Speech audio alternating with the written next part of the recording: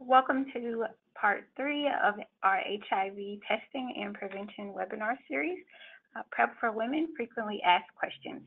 Remember, to receive continuing education credit for this activity, you must take the pre and post test.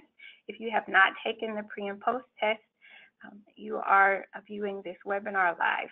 You will find the pre-test link in your reminder email, and the post-test link will be sent to you after the webinar. If you are viewing this webinar on demand, both the pre and post-test links can be found below this video. In the webinar dashboard, you should see a chat box that you can use to enter questions throughout the webinar, in which our faculty will answer at the end of the webinar. In 4 weeks, you will receive an email from ARHP's Education Department with a link to a follow-up evaluation. We ask that you complete this evaluation to let us know how you have incorporated what you have learned during this webinar into your work. Completing the pre and post test, as well as this follow-up evaluation, helps ARHP ensure we continue to meet your educational needs and interests. Thank you in advance for your time and feedback. At this time, I would like to introduce our faculty, Nicole Gettings, Jill Crank, and Kathleen Besink. Nicole Gettings has been providing comprehensive reproductive health services in the heart of Midtown Memphis for 10 years. She has a master's in nursing from Vanderbilt University School of Nursing and is a certified nurse midwife with board certification from American College of Nursing nurse midwives. Ms. Gettings offers a unique set of subspecialty skills within the field of gynecology and reproductive health that are not widely available in the Memphis and Shelby County area, including care for individuals who identify as transgender, same-sex fertility assistance, fertility evaluations for men and women, men's reproductive health services, adolescents' reproductive health, HIV prevention, including PrEP and PEP, and care for patients living with HIV and their families.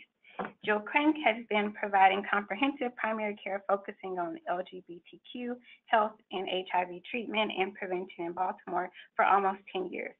She is board certified as a family nurse practitioner from the American Nurses Credentialing Center and certified as an HIV specialist from the American Academy of HIV Medicine. And Kathleen Besink is a professor of pharmacy and the chair of experiential and continuing education at the Loma Linda University School of Pharmacy. Her clinical practice area is community pharmacy, and she specializes in women's health and public health issues. She is actively involved with several professional organizations, including the California Pharmacists Association, the Association of Reproductive Health Professionals, the Los Angeles Safe Opioid Prescribing Task Force, the California Society of Health Systems Pharmacists, and the American Association of Colleges of Pharmacy. We're thrilled to have them join us today, and without further ado, I'll hand it over to Nicole. Great, thanks so much, Chantel. So I'm just going to run through a couple of things. The funding for this presentation is through Gilead, and that's the only organizational disclosure to make here. What you should see now is the ARHP Planning Committee disclosure. So myself, Jill, and Kathleen are all on today's call today, and you also just heard Chantel speaking. Tonya Poteet was part of our planning committee and is not here today. She and myself are the only ones who had anything to disclose, and you can see those there on the slide. So these are general learning objectives that were created for this programming regarding use of PEP and PrEP in cis and transgender women. And hopefully you'll walk away today with some really practical answers to some common questions that we have received on this topic. So one of the first questions is about really recent news about whether generic PrEP is available and or when it will be available. So if you didn't know, the FDA announced approval of a generic co-formulated TDF FTC in June of 2017. However, some sources predict it might be some time, perhaps months or years, before this is available on the US market. So we're all anxiously awaiting when that will come, and then we will have to figure out how it impacts cost and access at that time. All right. So the next question is, how do patients get help paying for PrEP? So it's helpful to look at this as PrEP being an entire program that has basically 3 different components. You have your office visits, your laboratory testing, and the medication, which is Truvada. So the good news is most insurances are covering Truvada for pre-exposure prophylaxis.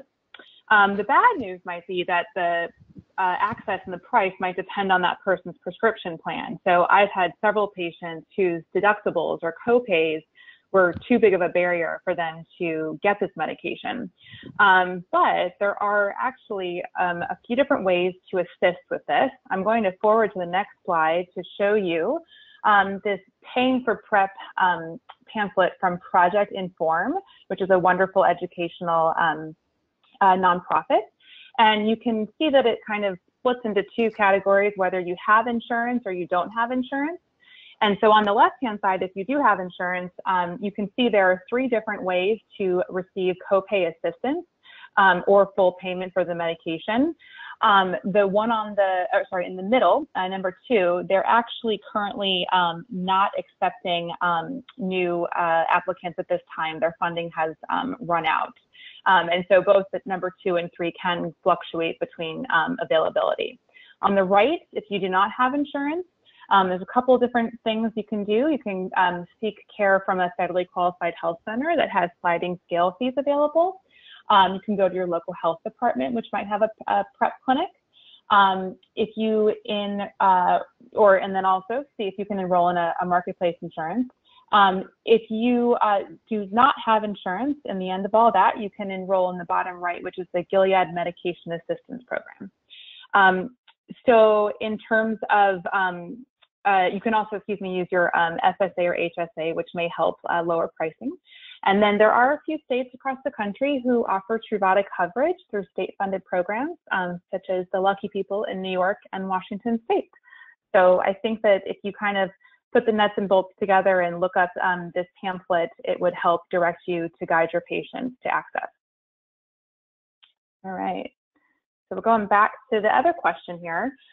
What is the latest with different delivery methods for PrEP besides oral medication? So the latest research efforts are primarily looking at ways to increase adherence, because anytime you hear someone talk about PrEP and research studies and when it's effective, it's always linked to how many days per week did the person take the medication. So obviously something besides oral daily dosing would increase adherence. So that leads us to different modalities, such as a gel, which can be applied before intercourse. And so there's been many trials about 1% tenofovir gel in cisgender women, but they have not shown significant risk reductions, again, primarily because of that low adherence, which requires, an action before the encounter. There's other studies that are looking at gel for men who have sex with men and transgender women that's applied anally. And this is looking at a different formulation that has less glycerin, which might reduce gastrointestinal side effects. So the study is examining drug absorption, safety, and adherence, but not efficacy yet. And the results that we do have are looking promising. The other one that's more promising in terms of adherence are injectables. So, giving someone like Depo-Provera every 3 months for pregnancy prevention, you can see that would also increase adherence for PrEP. So there's cabotegravir, which is an integrase inhibitor, a medication that has activity against the HIV virus. And they're being evaluated, or this drug is being evaluated in many different studies in cis women, trans women, and cis men, men who have sex with men as well. And then finally, there's a vaginal ring, a medicated vaginal ring that is inserted every 4 weeks, similar to the NuvaRing. And we're looking at, the reduction in HIV acquisition with using that. And there have been low rates of reduction, and again, linked to adherence. So kind of looking at all the sort of the needs for accommodating dosing, ease of use, pharmacokinetics, cost, and efficacy, I think that personally, when we consider the injectables that are, every either 8 to 12-ish weeks, that hopefully those would have, of course, higher adherence rates and lead to better effectiveness in the population. But we're not there yet. All right. So the next question is, how do you support PrEP adherence in women? I think that this question, first is we want to tailor our discussions and education to women. So first you have to get buy-in, which means really they have to understand what HIV is, how it's transmitted, and what their exact risk is. There have been different studies where the PrEP adherence was really affected by the woman's perception of their own risk. And so, really having them understand why it's helpful for them to take PrEP. And also, of course, through this, not portraying any judgment. Then we want to make it as convenient as possible. Women are often taking care of children and spouses and parents and possibly working. So we want to really expand their access to the treatment plan. This involves having social workers or nurses who are available to answer questions when the medical provider is not available, having an on-site pharmacy, clinic with evening hours, portal computer communication capabilities, and also any access to a pharmacist team is, really fantastic, as they can, counsel the patient on detailed questions of, how to take the pill, medication interactions, and just any sort of concerns about side effects. There are some studies that are looking at specific counseling interventions to really get at the motivational interviewing core of how people change behavior, and those can be targeted specifically for women. And then we also want to address social factors such as housing, finances, and education that can, put the pre-exposure prophylaxis as a priority. Phone apps are also pretty helpful, and there are several being developed across the country to track, your daily dosing, appointment dates, and lab values. And then finally, I think that we need to consider the gender dynamics and the power sort of influence that can happen with that when we ask or discuss with women about taking PrEP. So we need to ask, how their partners are involved or not involved in their decision. Some may choose not to tell your partner, and this could have implications, if, for where she stores the pill or makes appointments and attends them every 3 months. It also could affect condom use. If their partner is cis male and knows the partner is taking PrEP, they may decide not to use a condom, but the woman may still want to use a condom to prevent the other infections like gonorrhea, chlamydia, syphilis. So we need to just bring up these, specific tailored issues that are affecting women so that they feel, that we're addressing all the sort of barriers and questions before they start their program. Okay. CDC. So what is the CDC doing to prevent or reduce rates of HIV in transgender people and women? So they're doing a lot more than they've ever done before. In the past 6 years, they released a huge grant, $11 million for 5 years, to community-based organizations to increase HIV testing in young gay and bisexual men, but also particularly young transgender people of color. They're also supporting health departments and other community-based organizations with technical assistance to, providing HIV testing and prevention. So condom distribution, coordinating referral networks, and service integration. They're also working with the Center of Excellence for Trans Health in San Francisco to support the National Transgender HIV Testing Day, which of course is a day that promotes testing, prevention, and treatment specifically for transgender people. The really cool thing they're doing is the Act Against AIDS communication materials. They actually include transgender people in their campaigns. So we all know that, if you see billboards or ads or websites that have people we can identify with, we might, take that message more to heart. So, including transgender women and people in these ads is the, direct way to do that. They have several campaigns called Doing It, Let's Stop HIV Together, HIV Treatment Works, and Start Talking, Stop HIV. And then finally, they also created this amazing risk reduction tool online. So what you're seeing here is the face page. And what's cool about it is on that bottom right-hand side, you can customize your content based on your gender.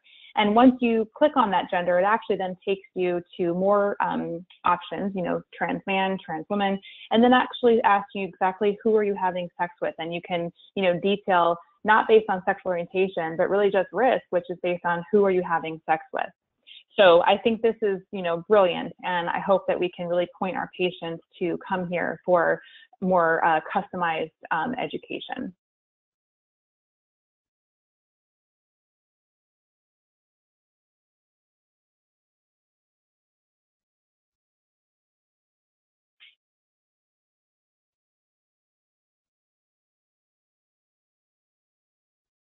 So thanks, Jill.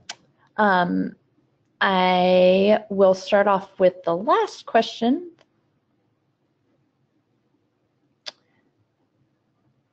So, are there any issues related to PrEP use and pregnancy?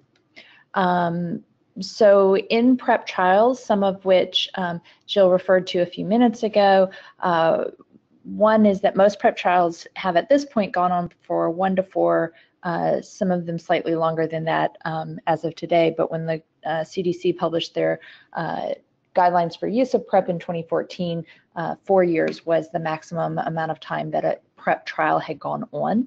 And at that point, no serious side effects or health risks were associated with PrEP use by HIV uninfected adults, including during pregnancy. This aligns with information regarding that neither TDF nor FTC are considered teratogenic, and they have both been assigned a pregnancy category B, so generally considered safe to take during pregnancy. Regarding lactation, just in the last year and a half, we've had some publications come out addressing that. And so from what we can tell, so Migwani and colleagues published in 2016 a pharmacokinetic study evaluating TDF and FTC, and they did demonstrate that it did appear to be safe for use by breastfeeding women for infants. All right, so the next question is about really not PrEP, it's about PEP. So post-exposure prophylaxis, and then specifically in PEP, which is non-occupational. So I do feel like we should kind of define those terms, because so far we've been talking about PrEP. In PEP stands for post-exposure prophylaxis after non-occupational exposure, and it refers to antiretroviral medications, but also other aspects of case management, such as follow-up testing or counseling for people with isolated exposure that occurs outside of healthcare settings.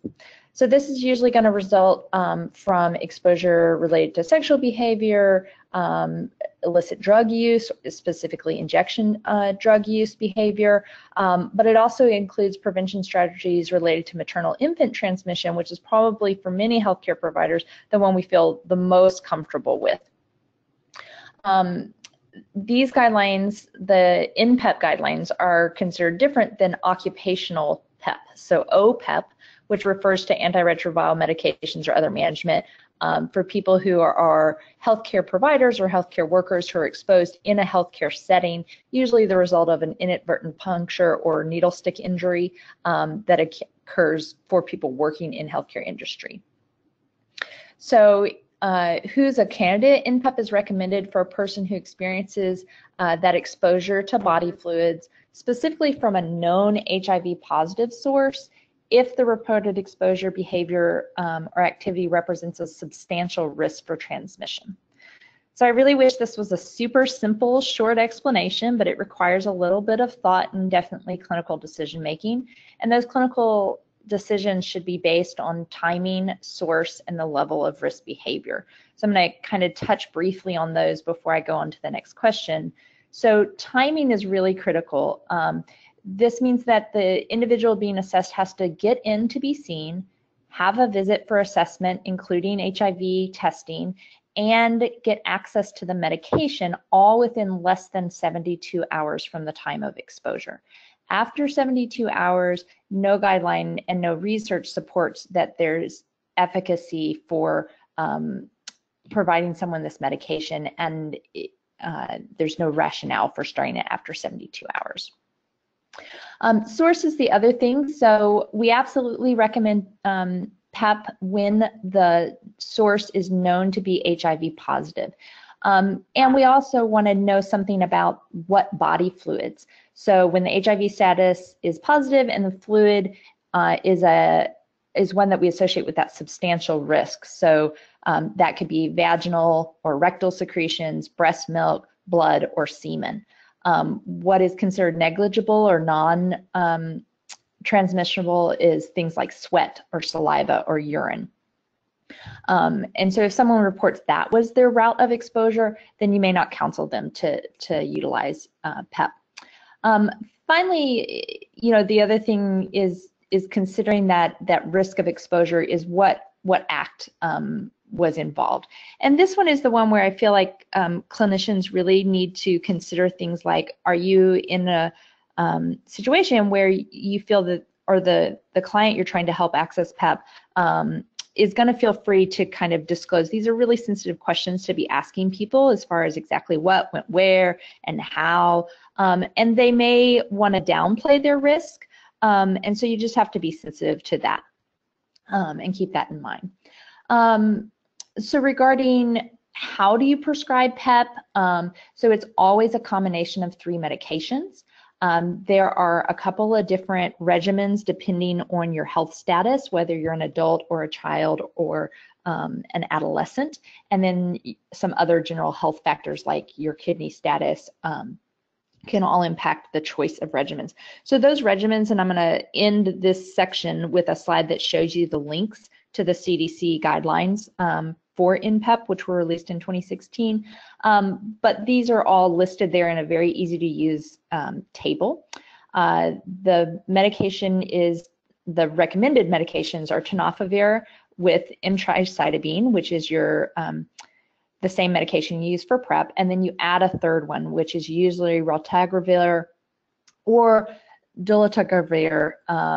So the raltegravir is 400 milligrams twice daily, or the dolutegravir is 50 milligrams daily. And they also have alternate regimens for healthy adults and adolescents, but also regimens provided for infants, children, and persons with decreased renal function. I want to go back to that question of if they're currently taking PEP following exposure, how would they switch to PrEP, or when would you switch them to PrEP? So one of the things, if you heard, I talked about PEP being really indicated for isolated exposure. So it is not meant for repetitive exposure. And if you're concerned that your client is in a situation where they're going to be continuing to engage in behaviors that would meet criteria for PrEP, then you want to go ahead and counsel them on the availability of PrEP. In some ways, because you start out with the same one of the medications is the same, the tenofovir coupled with the emtricitabine. So that medication is the same regardless, and you can have them at the end of the 28 days if they're taking PEP, just stop the third medication and continue on the PrEP for as long as their behavior meets criteria as published in the CDC PrEP guidelines. Which brings us to another question. Do you need to verify HIV negative status after completion of INPEP prior to the initiation of PrEP? So because you're not changing medications or anything, and both guidelines sort of address this particular scenario. So when you do initiate PEP for someone post-exposure, you start them on the medication, and then you want to follow up with them. You want to do HIV testing prior to initiation, follow up with them at 4 weeks. You'll do another HIV test then.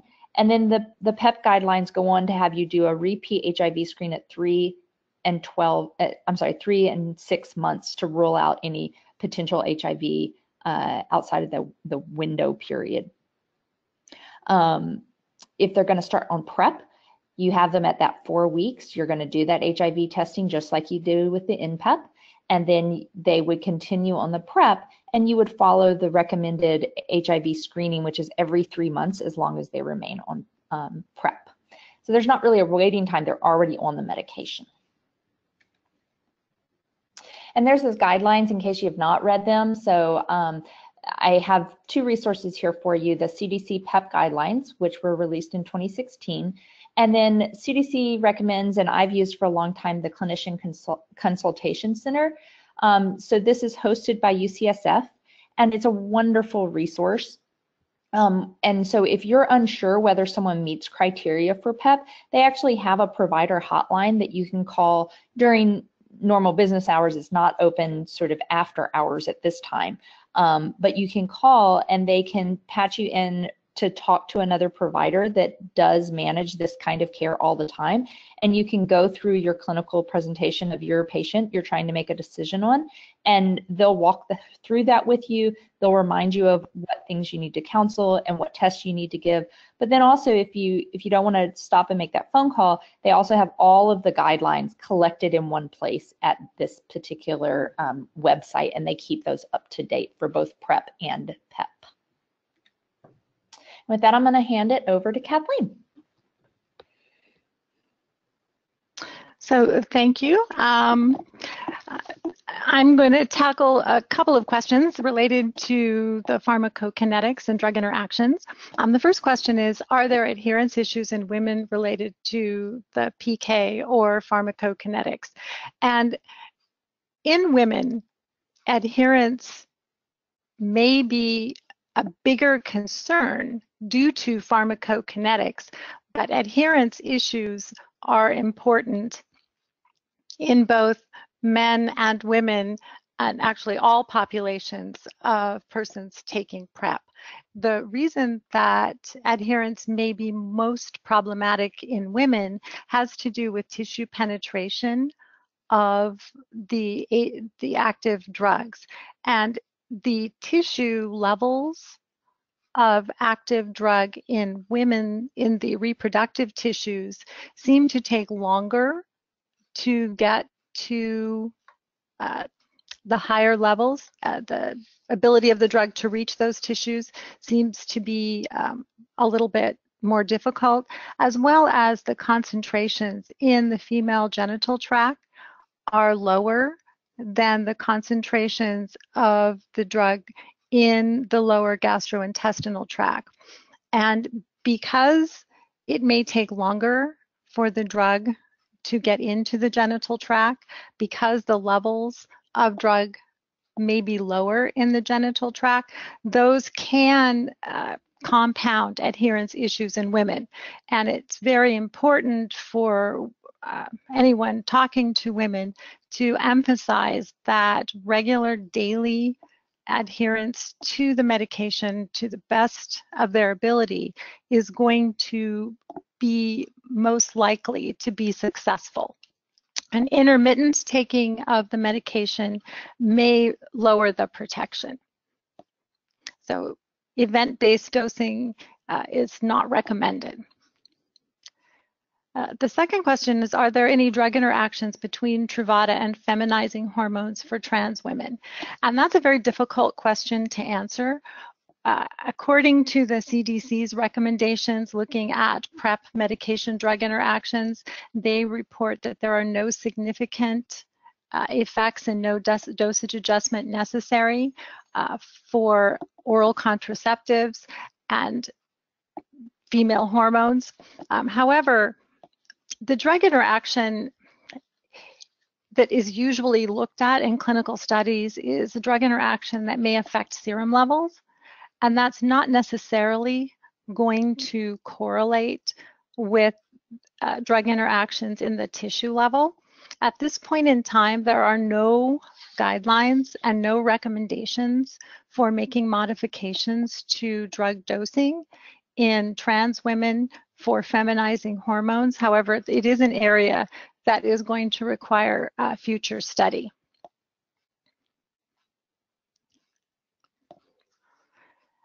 The second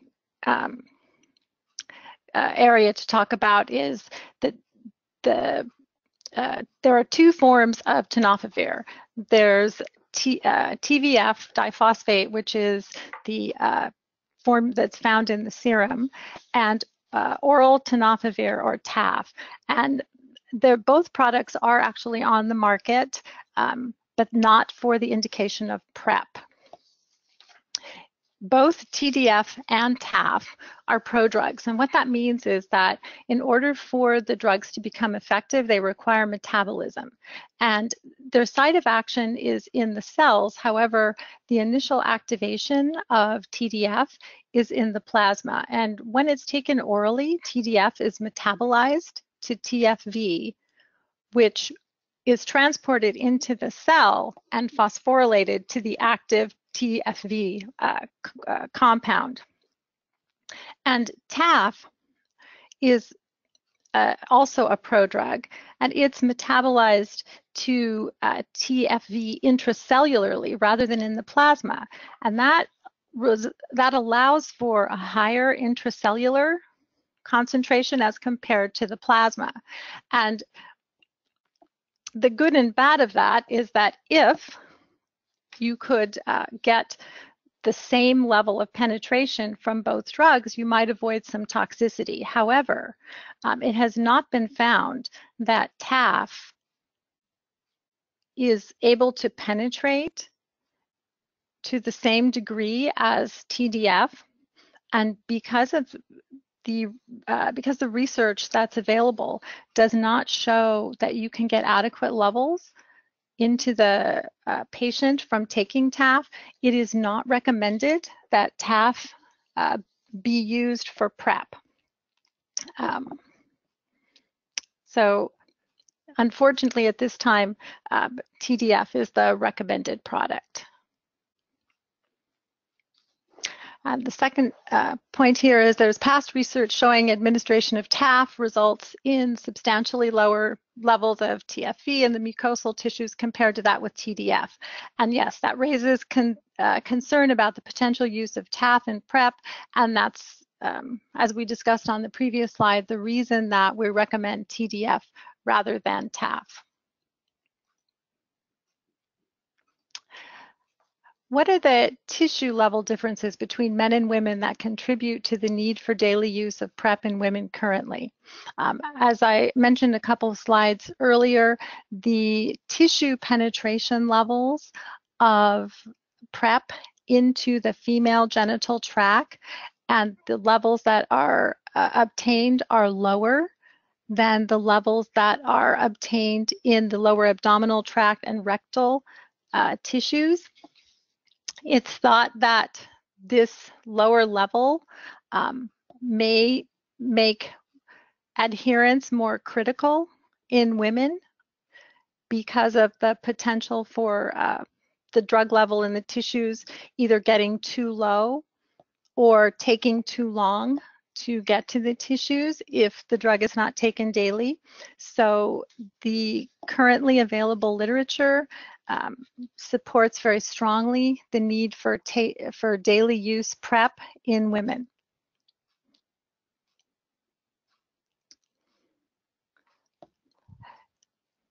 In past research on the Truvada compound, we know that TFV levels in the cervix and vagina are lower than in the rectum, and there is some concern that this may play a role in the higher rates of PrEP failure in women than in men.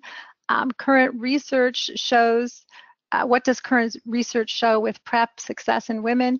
And when adherence can be documented, the success of PrEP in women is comparable to that in men. The main area that's difficult is making sure that adherence is there.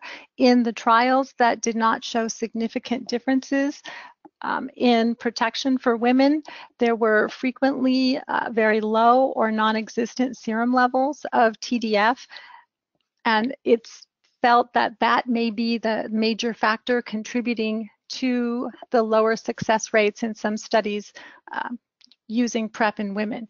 But with adequate serum levels, adequate adherence, the expectation is that the rates are very similar, and in the studies where serum levels were positive, the protection was similar in women than for men studies.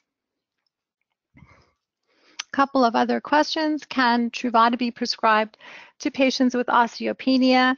And the answer to that is yes, it can. The most important consideration would be to encourage women who are taking Truvada to use other means for bone protection. Studies of PrEP have demonstrated no differences in serious rates of bone adverse outcomes between PrEP and placebo. However, the length of time for the studies may be too short to measure the exact outcomes of fracture. The decline in bone mineral density is really of uncertain clinical significance because there were no outcome or clinical findings when tenofovir has been used, and the bone changes tended in the HIV studies to plateau after 12 to 18 months on medication. It's also been seen that this bone density decline rebounds if the medication is discontinued. That being said, it appears that it's not optimal if a patient has osteopenia. However, there's no evidence that you cannot continue or initiate PrEP in those patients. The second question is, can Truvada or TDF FTC be prescribed to patients with hepatitis B? And the answer to that question is if the patient is on PrEP, there may be some reason to suspect that there could be some protection against acquiring HPV or HBV. However, if a patient has hepatitis and that Truvada is stopped, they can have a flare. The most important thing is to test patients for hep status prior to initiation if they are susceptible to provide vaccination. If they've had an infection, either a natural infection, you want to document it. If they have had prior vaccination and they test immune, you also want to document that. In the presence of an acute hepatitis infection, you want to evaluate the patient on an individual case-by-case basis. Can Truvada be prescribed to patients with chronic diseases such as diabetes, sickle cell, and lupus? Answer to that question is largely unknown from large-scale clinical trials. However, there is no evidence that you cannot use the PrEP therapy along with monitoring for their chronic disease, as well as for the limited toxicity from the PrEP medications.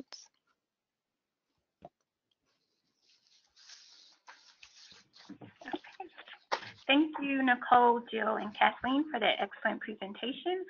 We are going to get to some questions and then we'll come back to key points.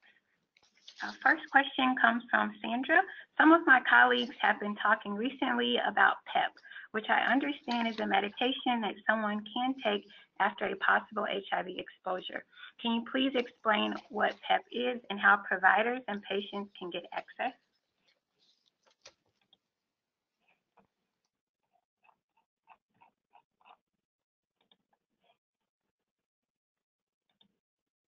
So I think we left this question up to, since there's 3 of us on the panel, we were kind of leaving these questions up to whoever would like to answer. So I feel like we did answer this question. I'll go over the answer very quickly. So PEP is not the same as PrEP. It's for isolated post-exposure, usually of a known HIV positive source, and particularly although it can be non-occupational or occupational. I would highly encourage folks to look at CDC guidelines on PEP regarding how they can prescribe it and the exact details on that. And then how patients can get access. So this is a combination of 3 antiretroviral medications that they'll be taking for 28 days. depending on the regimen that is the correct choice for them. And there are a couple of different ones that we reviewed earlier. Some of these actually have some assistance programs similar to the assistance programs Jill talked about when she talked about paying for PrEP. Some of those same companies have assistance available in the instance that they're utilizing PEP. Otherwise, yes, you will have to go through, if the patient has insurance, most insurance companies will, I have found, will pay for this. And the real gaps that you find are in individuals that don't have insurance. I personally know that some of the same resources Jill mentioned earlier, they do have slightly separate funding streams, but they do have a way to apply for PEP. And the biggest problem there is just getting that access, so getting them started on the medication in less than 72 hours from the time of exposure. Thank you, Nicole, for answering that question. The next question comes from Michael. I appreciate the coverage of transgender women in this webinar series. I'm wondering where transgender men fit in when we talk about PrEP. All right, so this is Jill, and I'm going to go ahead and answer that question. It's a really good one. So first is just to recognize that there's a real limited amount of data that we have on HIV infection and risk for infection in trans men. Most of what we have published is on transgender women. So the rates that we do have, though, are between 0 and 4% for HIV infection in trans men. This is compared to around a 22% prevalence rate in the United States. But many of these studies are self-report, so not as accurate as lab-based. And so when we don't have, accurate rates, we don't get money funneled into research to explore the risks and unique needs of trans men. So we really have to, do better on that. As a clinician, we're, myself and my colleagues, we're starting to realize, though, that there are many trans men who are at substantial risk for HIV, especially if they have cis male partners or if they engage in sex work with penetrative anal or frontal sex. And, a lot of providers assume that trans men, only have sex with cis women, which is definitely not true.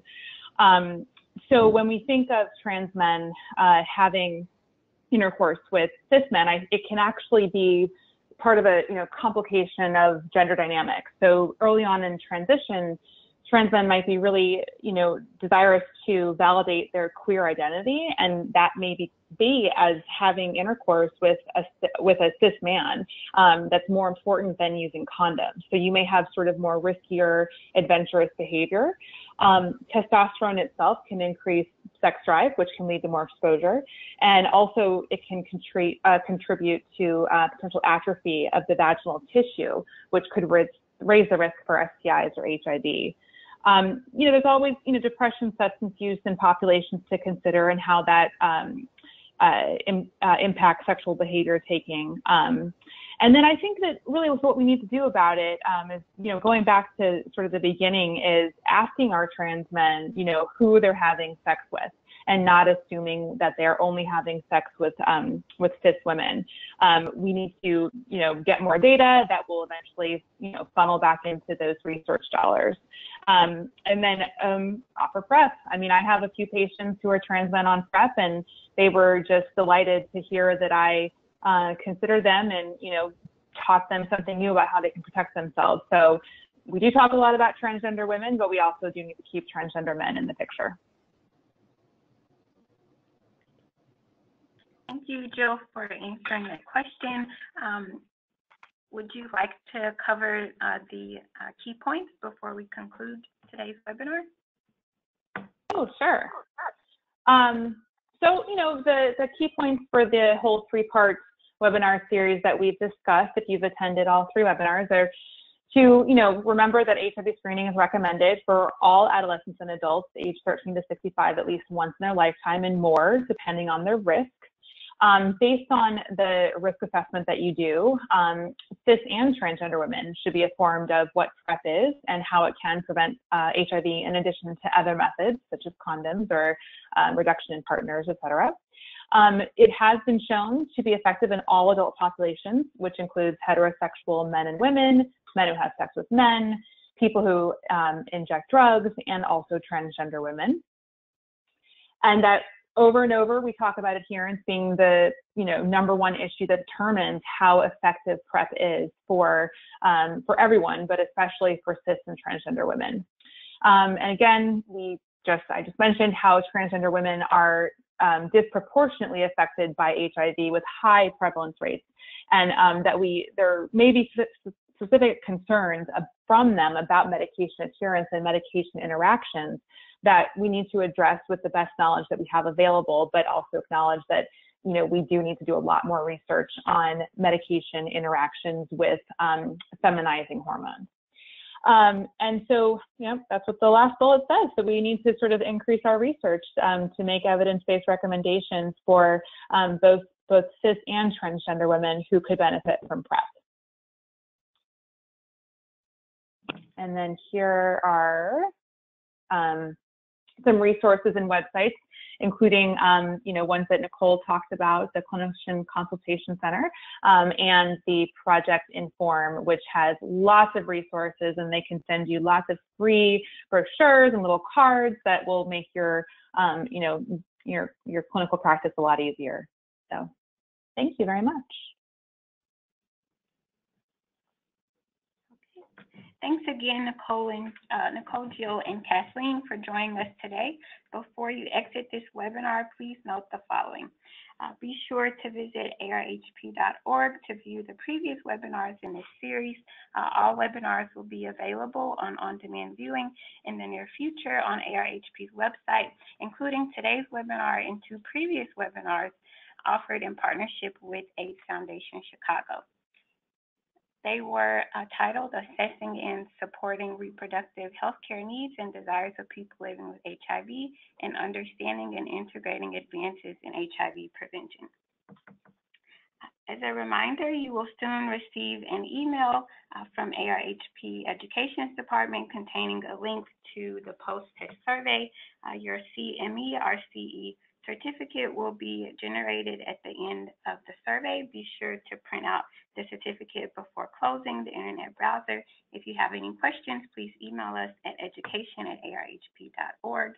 And also be on the lookout for 2 clinical minutes, which are case-based videos that take 15 minutes or less to view. The 2 clinical minutes for our HIV program will address real-life clinical scenarios related to PrEP.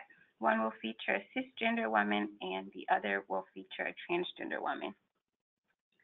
Also, live sessions on HIV and other topics are 1-hour face-to-face CME CE accredited educational programs held at a variety of venues, including clinics, grand rounds, residency programs, health departments, and professional conferences.